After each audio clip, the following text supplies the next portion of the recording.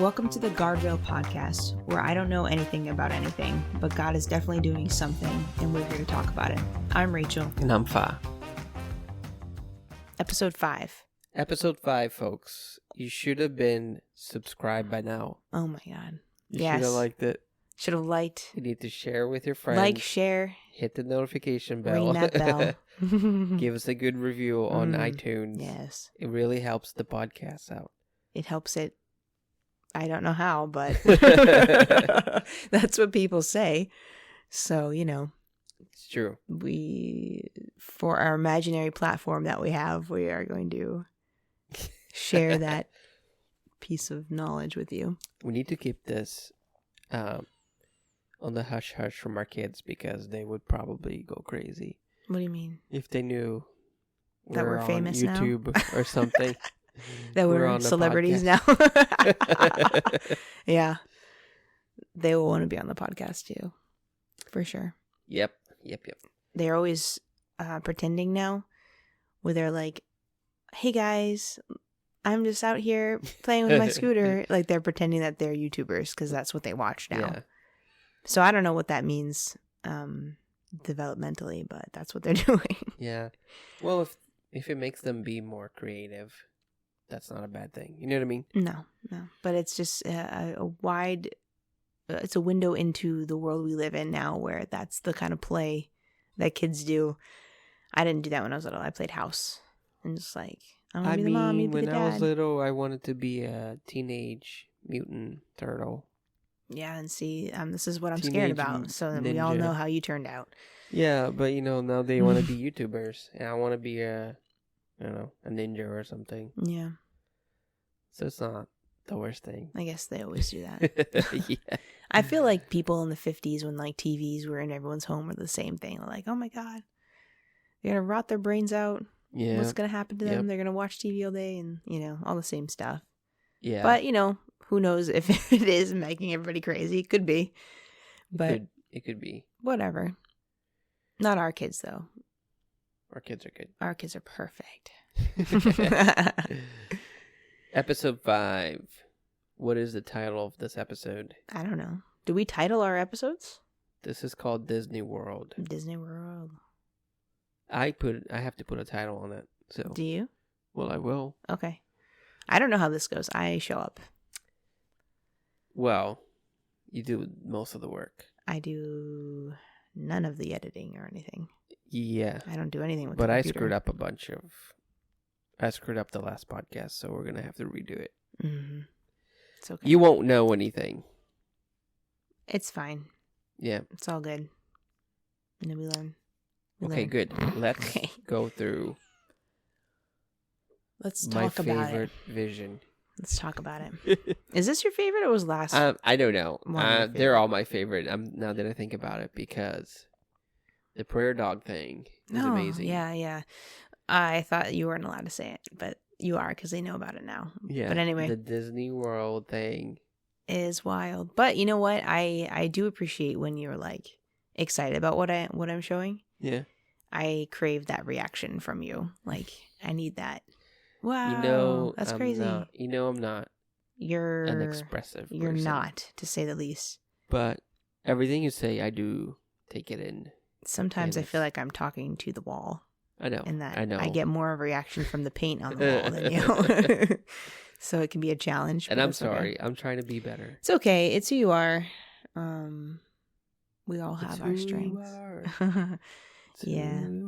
No. I sound really bad when I sing. Mm-hmm. I know. It's okay. Anywho. God looks at the heart. Yeah. So.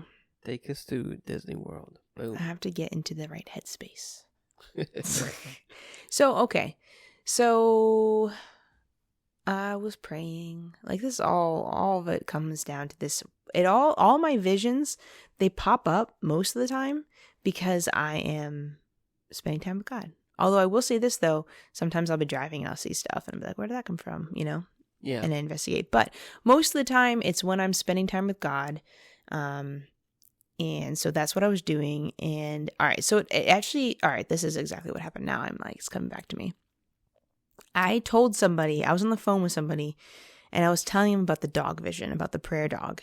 Right. And his mind was like freaking blown. Like he was like, holy crap. Like this is the best thing I've heard in 30 years. And like he's a minister. Like he's actually, I respect him quite a bit. He's very like in tune with the Holy Spirit. He like very prophetic.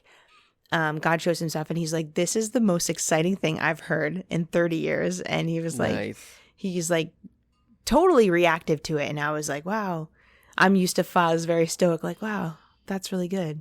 You know, that's the reaction I get. So, like, you never know. It's just kind of like, this neat thing that God showed me. You know, like, what do you think? He was, like, blown away. And, like, he kept going on and on. He's like, everyone needs to hear about this. Like, my guy, you know, that this so-and-so that writes all these books, he needs to hear about this. I'm going to give him your number and he's going to call you or you're going to call him or whatever. And you got to tell him about this. And I was like, oh, my God. Like, and then it's like, you realize what you have. I'm like, wow. Well, I don't have people to give this to. I didn't know that it was like so valuable. What do you mean? Like I don't have a guy. You do. He's your guy too. If you, No, I'm saying that this person said I gotta give you my guy's number. I know. But yeah, but what I'm saying is like. I may not. I don't know. This is the difference. So okay, so I tell you, and you're very stoic and reserved in your emotions to begin with. The prayer dog blew my mind, and you're like, wow, that's wild. You know what it is too? You wake up. You have 10 minutes to talk to me. I can't interrupt you because I've been burned before. You don't. You tell me not to interrupt you. Oh my God, you're such a victim. And then you have to leave to go to work. You know what I mean? Like, you don't. No. But I get it because, like, God tells you something, you're excited, you come down, you tell me. Yeah, I want to share it. But we don't have time, and you leave. So I don't Okay, this is your face. Your face is a stone face the whole time, no expression, no anything. And then when I'm done, you usually ask me, is that it? So then automatically I'm deflated because it's like, that was the point. Because I want to talk now. I was like, and this is, and like I joke about this, but I would not be shocked if you were on the scale of a certain disorder or two. But it's okay. I love you the way you are. It's hard to talk to you because sometimes you want input.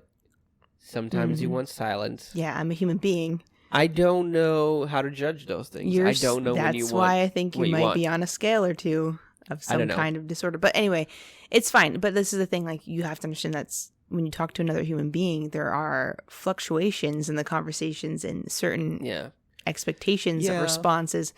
Listen, it's not your strong suit. When I hear things, right, and they blow my mind, I'm like, I tell you, I was like, this is blowing my mind. I was like, wow, this is blowing my mind. And then I need to digest it. You know what I mean? Like, I even like at church, when you're at church, right, and you listen to a message, and the message is really good, and people are shouting and jumping and I'll never be like that. Yeah, and I wouldn't want you to be like that, to be completely honest. I'm not like that. I don't know. I'm quiet. I like to listen because if somebody talks while the preacher's saying something and I miss it, I get super upset. If I'm watching a movie and it's the funniest movie, I will sit there quietly, but on the inside, I'm really happy and I'm laughing on the inside, but I don't want to miss it. You know what I mean? Like, I don't want to miss it. I don't want to miss what's being said. I don't want to talk over it. Like, I don't want to miss a word. So I sit there quietly and just listen really hard. I don't know. It's like watching movies with the wall. The wall and I become really good friends. But it's whatever. Like, on the movie thing, it has to be like a really silly movie where things don't matter. Like, I'll laugh. You know what I mean? But if it's something that's like good, I sit there quietly and I was like, it has my attention. You know what I mean? Yeah. Well, you know, you haven't learned it though. Like the give and take of a conversation. Sometimes I feel like you could be a little bit more socially appropriate. I don't know. Like, you know, smile at the right times, react at the right times, react to the punchline to a joke, that kind of thing. But you're not that bad. I shouldn't. You're fine. You're fine. It's the way you are. No, we'll never know. I am aware. I'm aware of this. I think you'll probably never get tested, so we'll never know for sure. I'll just suspect. But it's fine. You know, we all have our things. But anyway, so with that being said, I like telling this certain person my visions because it's like automatic response, automatically so excited. And you know what? You're not the only one too, because I'll tell my mom, and my mom will really take in everything I say. Yeah. And then when I'm done, she'll be like, wow, you know, you always teach me something. That's what she'll say every time.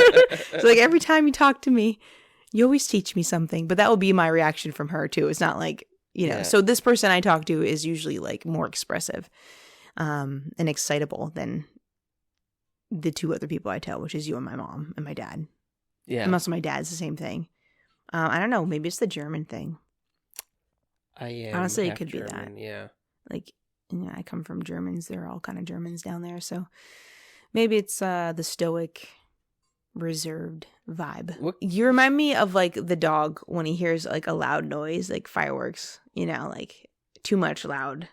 That's, again, maybe another indicator of a certain disorder 100%. on the spectrum, but that's okay. Whatever. Anyway, so that being said, I told... Like today when the kids were super loud and I'm like... Yeah, I'm like, they're It's being getting to children. me. Like, let them play. Yeah, you say that, but when you put them to bed... Okay, but they're disobeying me. It's a different thing. Lily was disobeying me all the time because she kept getting in my face. I'm like, I'm trying to watch something. Don't get in my face. I'm like, I'm trying to listen to something. Stop rubbing Shit, a this balloon. Because all I can hear is the balloon. Yeah. I can't hear the television. And you're like, oh, just let them be kids. I'm like, well, not being kids, just not listening.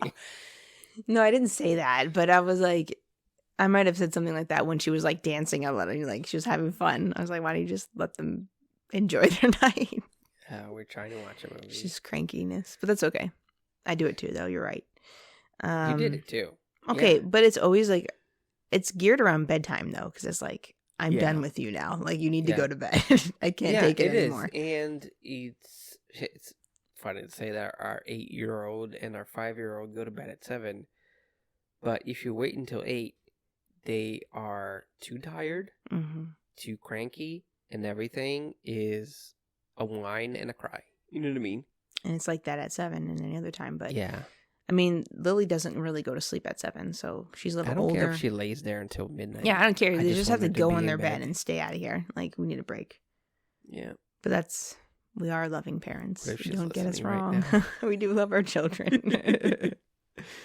Anyway, back to what we want to talk about.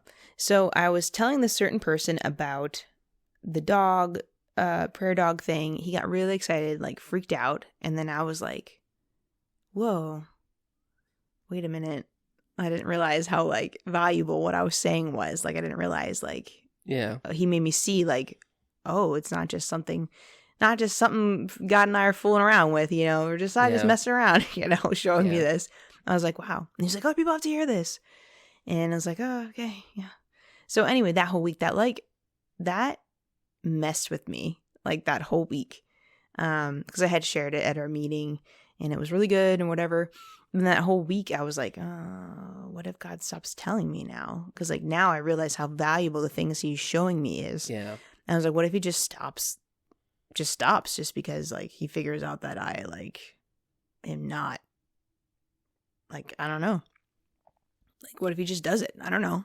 It's funny to think that you're thinking, what if God figures out something about me and He doesn't talk to me anymore? Well, like, what if He doesn't know you better than you know yourself, you know? I guess, but it wasn't even really that I felt like more or less I was like, what if like He just stops telling me because He wants to teach me a lesson, or He wants to like make me want Him more or something, or like this is how he plays, you know, hide and seek or something, you know what I mean? Like, what? I don't know why I thought that way, and I recognize that wasn't right. And so that was my prayer all week. I was like, God, why do I perceive you like you're gonna just be like, nah, that's it, I gave you 2 cool visions and that's all you get now. You don't get no more, you know, like, because I realized how valuable it was, you know? Yeah. And so I was praying about that, and I was like, oh, that cannot be right. I know I'm viewing God in a certain way. like the Father's heart, like the Father's love for me, it must not be right. Like and you talk about, like, people talk about like the Father's love and like have a revelation of the Father's love, and like I'm like, I don't, maybe I don't know what that means, because Yeah. I think of God as like whatever, right? So I'm praying about this, and I'm praying like, God, tell me what to pray, because I realize there's something in me, a thought process, a perspective, or something that's not right in relation to who you are, because this isn't lining up with the Bible, I don't think. And it's making me feel sad. So tell me what's wrong, So I'm praying about that. And I start to see me as like a kid kind of in Disney World with Jesus as a father, like Jesus, Father God, Jesus, whatever, God. Yeah. And I'm in Disney World, and I know exactly where we were, because we were there with our kids like years ago, right in front of Little Mermaid's like little ride there. Right. We yeah. bought our kid, Lily, a lollipop. I mean, it was like right there in that area. And that's where I was with Jesus. Yeah. And I saw God, and he had bought me the same lollipop, and he gave it to me. And I like licked it, and I was like enjoying it. And then he all of a sudden like just snatched it out of my hand. And I was like, sad, like was shocked, and I was surprised, and was like, why can't I have the lollipop now? He just took it. And he was like actually really happy about me being disappointed. Yeah. Like he was smiling at the fact that I was disappointed I didn't have that lollipop anymore. Right. And then God spoke to me. He was like, this is how you see me. Like a God who gives you good gifts so that I can enjoy the disappointment on your face when I take them away from you for no reason, with no explanation. Wow. And then I saw it again in the same scenario where God was giving me a lollipop. And then instead of him snatching it away from me, I was looking at it and I was enjoying it and like just vibing on that lollipop. And Jesus, like God was smiling, and he was like so happy. And he's like, you see me this way, but this is how I am. He's like, I'm a good father, and I give good gifts. And I give gifts for the same reason you give lollipops to your kid, so that so you can enjoy your children enjoying the gift. And that's how I am. Yep. That's really how I am. And like the verse it says is like, even the wicked know how to give good gifts to their children. How much more the Father in heaven can give good gifts to us, Right. And so I was like, yeah, like I was praying about that. I was like, I don't want to view God as this like harsh, mean, whatever, random miser that just takes lollipops for the sake of taking them. Yeah. But like God was saying, it's like, no, I give you a good gift. It's because I enjoy you enjoying it. He's like, and that's the same thing with us when we give kids stuff. It's like, we enjoy them enjoying it. That's the point of giving the gifts. Yeah.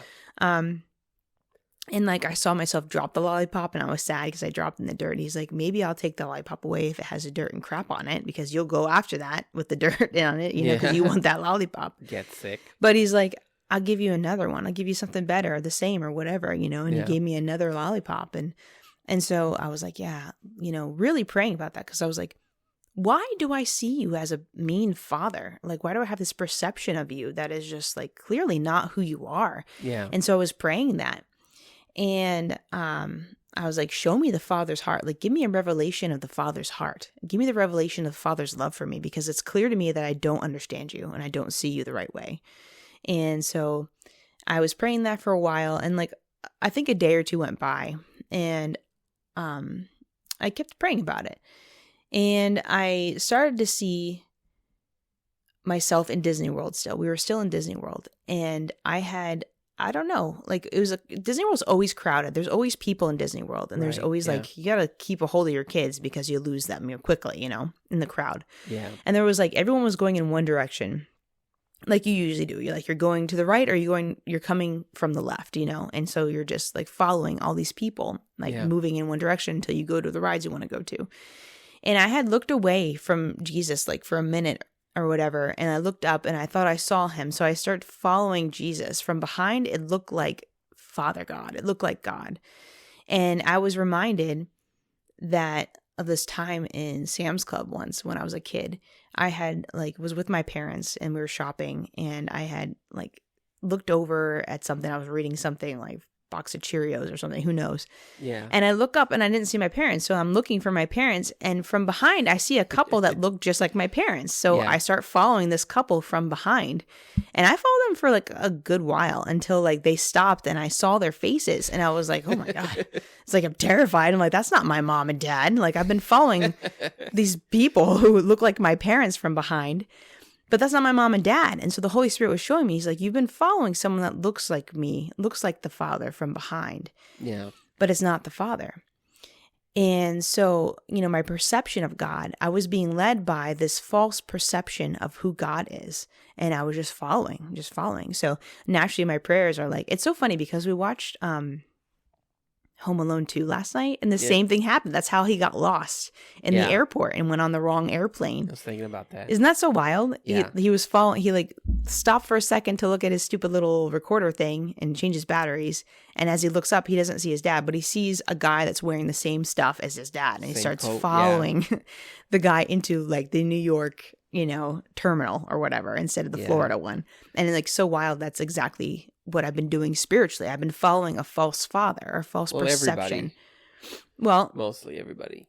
Yeah, okay. Well, anyway, so I'm praying and I'm like, all right, what false perception of God have I been following, God? Like make this false father turn around, this false God, turn around, whatever it is, a belief or whatever, turn around so I can see it, so I can stop following it anymore. Like, I don't want to keep following this false belief, I don't want to be led by it anymore. And then I prayed for it.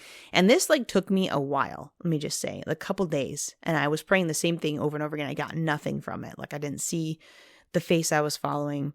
I just saw myself following still behind someone that looked like God. And you okay? Just made some weird face. Okay. So, I'm following, and it like took me a couple days, and I'm praying every day. I'm like, God, make this thing turn around so I can see what I'm following, so I can stop following it. And then like, this could be over with. You could tell me what you're trying to show me, and like, I can get it, and blah, blah, blah. Right. So I'm like praying diligently in the spirit and just like in general, but I got nowhere from it. And finally, after a couple days, I saw the vision again, and I'm following, right? But this time instead, I see that Jesus is right behind me. And although my eyes have not been on Jesus, his eyes have always been on me. And I'm being led by this false God or false perception of God. And what I began to see was Jesus was right behind me, following closely. And he kept whispering in my ear. He was like, just turn around. Just turn around and look at me. Don't worry about who you're following. Just turn around and look at me. And so it's kind of funny because sometimes I share this and sometimes I don't. But I saw like two men that looked like someone's from like the Blues Brothers. Like they matched and they were coming directly towards me. It was like disrupting the flow of traffic, so much so that it caught my eye because like there were two things that were out of place. Right. And so they were moving towards me. And so it kind of like got me to lose my vision on the person I was following and follow him. And as I turned around, I saw Jesus and I looked at Jesus and I was like, oh, there you are, Right. And wow. I kept hearing is like, no one comes to the Father except through me. Right. Yeah. And it was almost like the Blues Brother people where like the Holy Spirit was like urging me or trying to get my attention to stop following this thing and turn around and look at Jesus. Right. So I did. Right. And I kept hearing that. It's like, no one comes to the Father except through me. Right. And so I'm looking at Jesus and I'm like, oh, it's you. And I was like, why have I been following this person, like this wrong thing? Like, where did I go wrong? Like, where did I lose track of you, Right. Yeah. And so, and I was like, I want to know the Father. I want to see the Father. I want to, like, that was my prayer the whole time. I was like, I want to know the Father's heart for me. I want to really know God. I want to really know the Father's heart and give me a revelation of that. Yeah. And so we start walking in Disney World, Jesus and I, and he starts taking me to these different rides. And so we come up on this first ride and it's a big roller coaster. And in front of it, it was almost like it's a I don't know how to describe this because it doesn't really make sense in the natural. But he was a building, but he wasn't. Like he was a part of the ride, but he was also alive. And what I saw is that this big roller coaster had in front of it this big, fat, bald guy. He looks just like Buddha. And he was sitting and he was big. And I mean, I would even speculate that it was Buddha, but I don't know. It just looked like him, a jolly looking guy. And he was like so big, he almost looked like a building. And he was in front of, like, he was almost like the entrance to the roller coaster. You know how they always have like a gift shop right there, and you like walk into the entrance. So it was a building. And this is my favorite part. This big fat guy was jolly, and he had a bunch of kids climbing all over him. Like he was just playing with these kids. Like he was like throwing them around. They were laughing. Everyone was having a great time. And I was like, I turned to Jesus and I was like, are you showing me God right now? Like that can't be God. Like that does not look like God to me, you know? Like what are you showing me? Like I was like, who is this? And Jesus spoke to me and he was like, just watch. And so I'm watching, and all of a sudden one of the kids that were like climbing on this fat guy stepped on his toe and hurt him on accident. And like within a matter of seconds, the fat man just swallowed the small kid up whole, like completely, just ate him. And I was like, whoa. And Jesus spoke to me and he's like, some people see God this way. Yeah. And he was like, you can go on this ride if you want to. But he said that you're always going to live with ups and downs. And you're never going to feel safe. And he's like, you can go on this ride if you want to, but you're never going to feel safe. Wow. And you're always going to have ups and downs. And I was like, oh, well, I don't want to go on that ride. That is horrifying. So we keep going, right? And we come up on like this swan ride, like the swan boats, like that they have at Disney World, you know? Yeah. Or at least I think they do. I don't know. They have them on every theme park. But like swan boats, you know, like it's like the love ride. And as I'm looking at the swan boats, like they're floating down the river, like really lazily and then like really relaxing and nice and stuff. And I'm looking closer at these boats. And what I could see is that the boat is meant for two. It's like, you know, meant for lovers, you know? It's like you take your girlfriend on that and you have a good time. But what I saw was like there was one person in each boat ride. But the person in the boat didn't realize that there wasn't someone sitting next to them because in the middle of the boat ride was a huge mirror.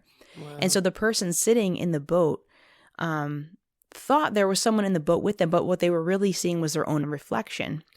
And they were like super into themselves too. It's like they were making out with themselves in the mirror. Like they were thinking they were with their lover, you know? This is insane. Yeah. What you're saying. And I was like, Jesus, what is this ride? And he was like, this is the Hyper Grace ride. And he said, he's like, you can go on this ride if you want to. But he said, you're going to live a very lonely life because I'm not in that boat with them. He's like, you're always going to be alone in that boat because there can only be one God, and God will not contend with other gods.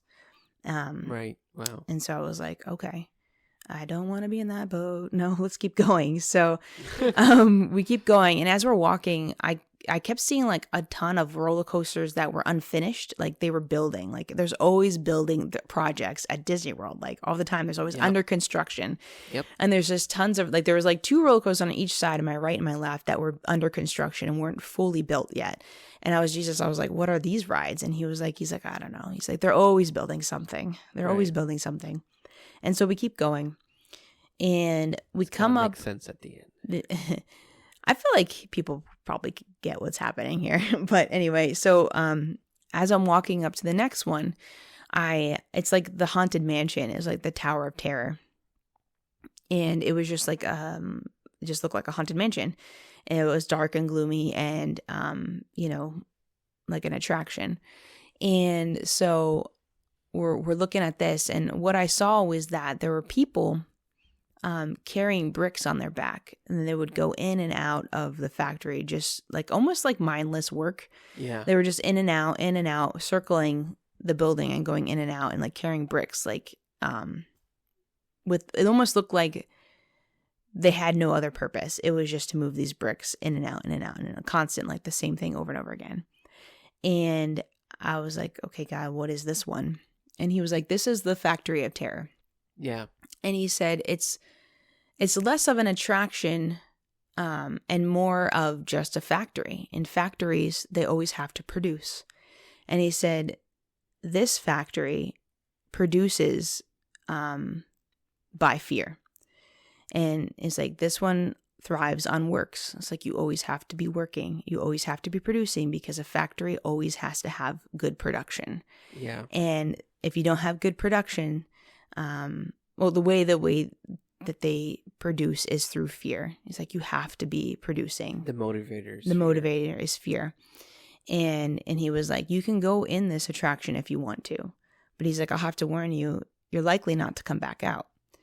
And I was like, why? And he was like, well, because it's really hard to escape slavery.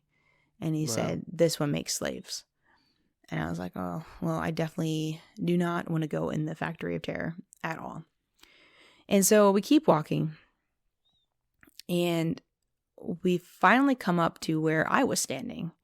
And it was kind of desolate. It was almost like a desert land type of vibe. Like it was away from everyone else. And it was almost like a desert in the background with like a main road just through everything. Right. And so I was standing in front of this large black tarp that was just like floating in the air. And there was like nothing in front of it. There was nothing in front of it. And there was nothing in back of it that I could see. And I was just standing in front of this tarp. And there was like nothing holding the tarp up. It was just floating in the air. Right. And I'm staring at this tarp. And I was like, God, what am I doing? And we look in the back and there's like nothing in the back. Look at the front. There's nothing there except for this tarp in the midair. And I'm standing in front of it. So I was like, Jesus, what is happening here? Like, what am I doing? And he was like, well, look again. And so I look behind the tarp again and I see like this mechanical arm. It had balls on it. And he was like, this isn't so much of a attraction or a ride as it is a game. He's like, theme parks always have games. Right. And it was like this ball was in this mechanical hand and that every so often, no rhyme or reason, it would just toss a ball on the other side of the tarp, and then the other person on the other side of the tarp would have to catch it. And they'd get excited because, the ball was thrown and I caught it, and like, And he was like, this is how you see God. And he's like, this is where you've been standing for quite a while. And he said, this is a game that people play, and they think that this is what God is like. In fact, all these rides are what people think that God is like. Yeah. And you stand in front of this tarp, and by chance, maybe God will throw you a blessing or a word or, a touch or something by chance. Wow. Yeah. And he said, this one is actually really cruel because it feeds off of your hope. And he said, you feed it hope and it gives you disappointment and it makes you insecure. And he said, you feel like God is inconsistent because this game is inconsistent. There's no rhyme or reason. It's just like, if you're lucky, God will talk to you. If you're good, God will do this. If you stand here long enough and dedicate yourself long enough, God will throw you a bone. And he said, this one breeds insecurity. Wow. It's like you're insecure in God because you've been standing in front of this game for so long. And I was like, well, I for sure do not want to be at this game anymore, God. So I was like, okay, so like show me God then. Like I want to see the real God. So these are all man-made theologies based around what we perceive God to be. And we made an attraction and we made a theme park and we've all been here and worshiped and on these rides and we've ridden them. I don't want what man has made. I want to know who is God. I want to see God. And I kept hearing that voice. I kept hearing that scripture. It's like, no one comes to the Father except through me. Yeah. And I was like, God, I don't get it. Like, Jesus, I really don't understand. And he was like, I was like, I want to, so show me who God the Father really is. And he's like, you've already seen him. And I was like, I have. And he's like, yeah, you're looking at him. You're looking at me. Right. And I still like 100% did not understand. I was like, okay, like I know, like, I get it, but I don't get it. And so I pulled up that verse and it's in John 14. And like this is at the like Last Supper situation where Jesus is talking to his disciples and he's like comforting them and stuff and telling them like what to be prepared for and everything. And so like John 14:5 says, Thomas said to him, Lord, we don't know where you're going, so how can we know the way? Jesus answered, I am the way, the truth, and the life. No one comes to the Father except through me. If you really know me, you will know my Father as well. From now on, you do know him and have seen him. Philip said, Lord, show us the Father, and that will be enough for us. Jesus answered, don't you know me, Philip, even after I have been among you for such a long time? Anyone who has seen me has seen the Father. How can you say, show us the Father? Don't you believe that I am in the Father and the Father is in me? Wow. The words I say to you do not speak on my own authority. Rather, it is the Father living in me who is doing his work. Believe me when I say that I am in the Father and the Father is in me, or at least believe on the evidence of the works themselves. Very truly I tell you, whoever believes in me will do the works that I have been doing, and they will do even greater things than these, because I am going to the Father. And I will do whatever you ask in my name, so that the Father may be glorified in the Son. You may ask me for anything in my name, and I will do it. And when I read this, I was like, oh, like I'm legit like Thomas and Philip. Like I didn't get it. And like finally I'm like, holy crap, okay. Yeah, I'm looking at you. Yeah, like I finally get it, you know? Yeah. And so we're still in the vision, we're still moving along, and we're walking into Disney World. And I was like, okay, Jesus, like I get it. I'm looking at you now, the you, like you're the Father, you're it. You know, this, I don't want these other versions. I don't want anything else. Like I'm looking at you and not taking my eyes off of you. Right. Yeah. And I was like, let's get out of here. Like this Disney World really turned creepy and I hate it now. Like, can we get out of here? And Jesus was there eating cotton candy, walking through Disney World, looking happy as ever. And I was like, Jesus, like legit, can we go now? Like, what's happening? Like, what else do I need to see here? And he was like, oh, he's like, I love Disney World. I was like, you do? And he's like, yeah. He's like, I come here every day. Wow. I was like, you come here every day? This place is horrifying. Like, I don't want to be here another minute. Like, what do you mean you come here every day? And he was like, yeah. He's like, I come here every day.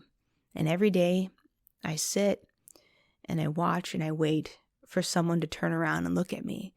And he said, this gets me every time. I almost cry every time you say this. And he said, today was the very best day because today you looked at me. Wow. And I was like, oh, okay. So we're staying in Disney World then.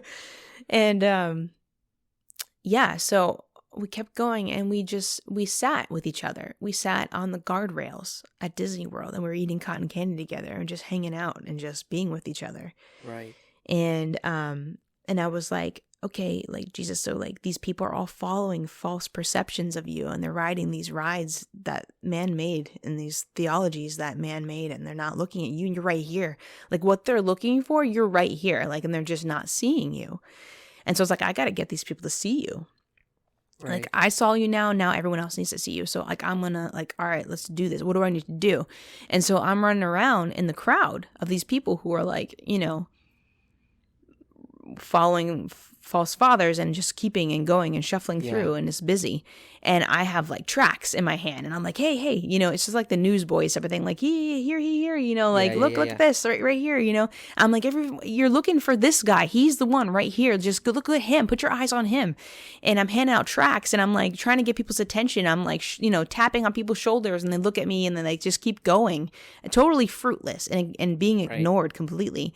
And I was like, after a while, like it was bearing no fruit. And I was like, this is just nonsense. And the whole time, Jesus was just sitting on the guardrails enjoying his cotton candy. Yeah. And so finally I was like, I'm going to go be with Jesus. I'm just going to do what Jesus is doing. So I'm sitting there on the guardrails, sitting with Jesus. And I'm like, Jesus, I don't know what we're supposed to do. And he was like, you just sit here with me. And I was like, okay, I'm going to do that. And he was like, the lost always are looking for someone to ask for directions. Right. And we're just sitting here and we're available. And the people who are lost and want to know the way will come and ask us for the way because we're visible. And I was like, oh, okay. And sure enough, you know, some lost person was like, hey, can you tell me where the big fat guy eats the small children? Like, you know, like show me how to get to that roller coaster. And I'm like, no, man, this is the one you want. Just look at him. Yeah. And I later on, like a couple like weeks later, I had been praying, and I don't even know what I was praying about, but it was something about like our meetings and stuff, and like people coming to our meetings and whatever. Yeah. And I'm sitting there on the guardrails of Jesus. I see him, and all of a sudden, I see my prayer dog going out into the crowds and like gathering people like sheep, like herding them. And German shepherds are shepherd, like they're meant to herd the flock. That's actually what they were bred for. So I saw the German shepherd like hopping into the crowd and like just herding people like sheep over to where Jesus and I were. Wow. And people started coming, and they were seeing Jesus, and they were being herded by my prayer dog. And I expected like the prayer dog to like, you know, lead a couple people and you know, that would be it. But he just kept bringing people over and kept bringing people over and kept bringing people over, up until the point where the whole like walkway area was completely blocked, where there's just so many people that the crowd couldn't pass anymore. And so the crowd, there was a stop in the traffic, there was a block in the traffic, the foot traffic. It made people look and see what was going on. It made people look up and see Jesus, because they were interrupted in their walk. Yeah. And like they were looking at Jesus, and it made them stop and see it. So and so I thought that was pretty crazy. Like the prayer dog like gathers the people. Yeah. Our prayers and do keeps that. people from going to the weird rides. Yeah. Too, right? Yeah. Well, it's like if you're walking and there's like some kind of like hold up or commotion, like you're like, what's going on? You know, like I'm trying to get through, and like you look up. Yeah. And that's what people were doing. This is an amazing revelation, I think. Because it's so us, like, to build these weird churches. And these churches look like us, or these churches have a weird God that will eat you. Yeah. If you don't perform, or if you don't, I don't know, like, if you don't do what they want you to do, you know what I mean? So it's so weird to see from this perspective, like, from this vision you have, like, all sorts of buildings. They're like traps, honestly. They're traps. Yeah. These churches, some of these churches are traps, and they mistreat people, and I don't know. There's just the hyper grace one really gets me. Because there is a movement like that. It's hyper, everything's just so like, and you didn't go into details about these things, because I feel like you told me more things about these things, about these churches and those rides.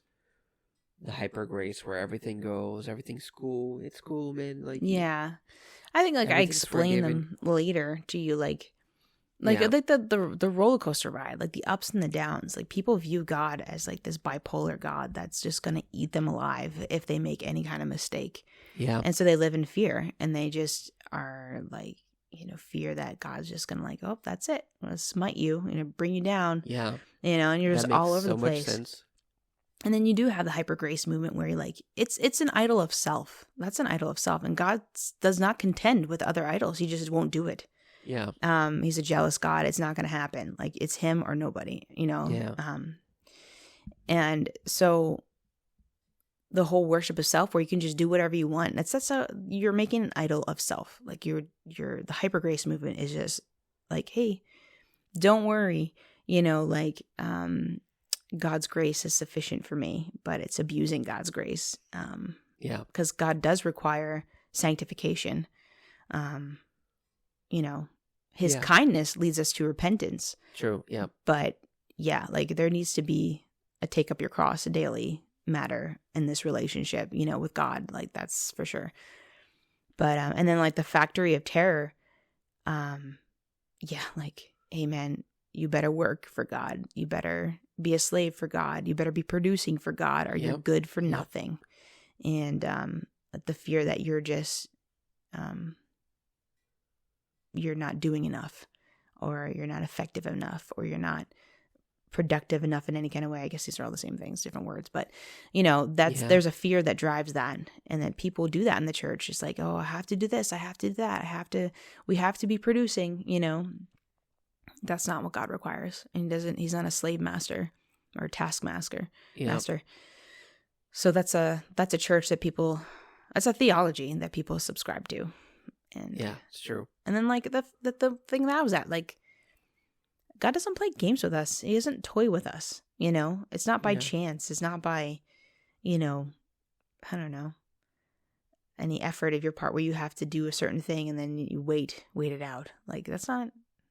I thought there were. I did miss this part where, like, with the tarp, I thought that there was more going on behind the tarp. I thought that there was a whole ride there that people were on and people were like a part of, and I thought I was being left out of it. Like, God doesn't do that to us. Yeah. He doesn't leave us out. You know. Yep, it's true. And the very fact that you said, "Oh, Jesus, let's get out of here," you know, this place is creepy or whatever, and God said, "No, I love this place," Yeah. because you know. That's his church. Yeah, and every now and again, someone will look at me. And today was the best day because he looked at me. Yeah. It's so good. Yeah. That's how you know you're not making stuff up. You know what I mean? Like, this is Yeah. when God shows you his heart in the middle of like a vision you're having and this and that. It's just amazing. Yeah. And then he showed you how the prayer dog works with all those things. This is insane. Mm-hmm. This is my favorite, I think. It's beautiful. Yeah, it is. But I think that's where we'll end it. Yep. All right, everybody. We'll see you again Adios. in the next episode. Bye. Bye.